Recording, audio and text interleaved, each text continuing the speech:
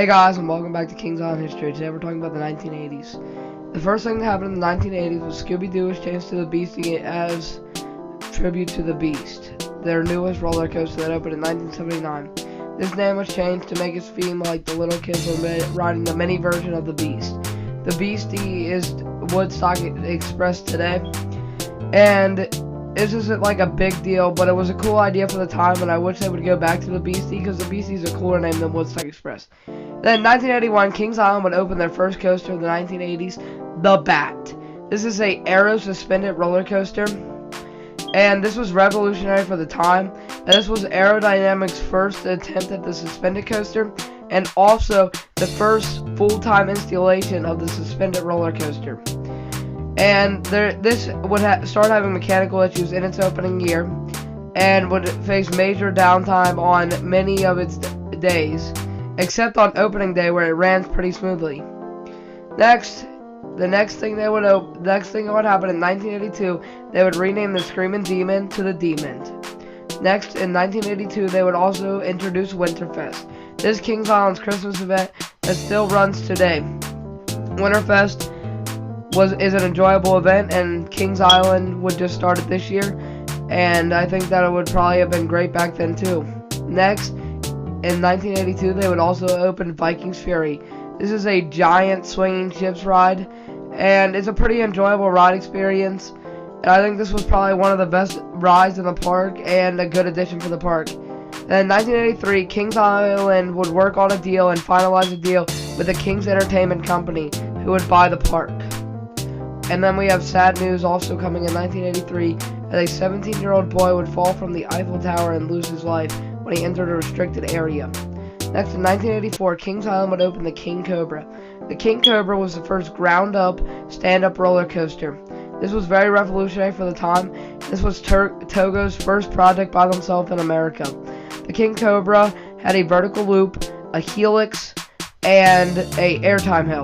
This was a very simple layout, but was pretty revolutionary for the time, as there wasn't really anything else like it.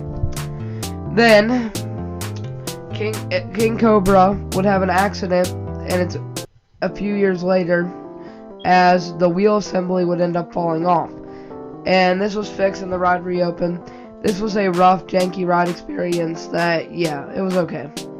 Next is the Bat. Again, the Bat would close in 1980, with the standing but not operating for 1984, and would be torn down later that year.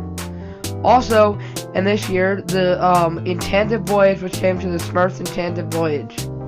The Enchanted Voyage was a floating boat ride that would operate for many years before being replaced. Then in 1985, they would open Whitewater Canyon. Whitewater Canyon is a water raft ride. It gets you decently wet, and it's kind of enjoyable. This was the only addition for this year, and it wasn't a major addition, but it was still a decent addition for the time, and a good addition now. Next, in 1986, Kings Island would open many new flat rides. The first of these flat rides would be Dodge 'em. Dodge 'em is a bumper cars ride. Next, it would open Skylab. Skylab is getting a tribute ride this year in Soul Spin, and this was a Enterprise Galaxy ride. These were pretty cool. Wait, no, this is a Galaxy Enterprise.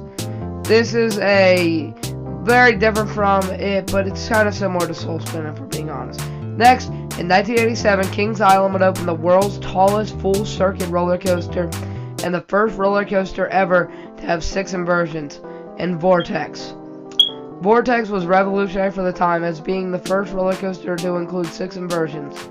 No other this record would be broken many times over the upcoming years and the years before this, as the inversion record was one that many parks looked at getting, and Kings Island went ahead and got it for themselves. This wouldn't last too long, but it was okay. And in 1988, Kings Island would open Congo Falls, then known as Amazon Falls. Amazon Falls is a log flume ride, and it's okay. It's kind of enjoyable, and this is a decent ride for the time. Next, in 1989, the final year of the 1980s, Kings Island would add an expansion to their water park and waterworks. This will be a massive addition for the water park. It would have many new slides, a lazy river, body slides, tube slides, and most of these rides are still operating today under different names. This was a great addition for the water park,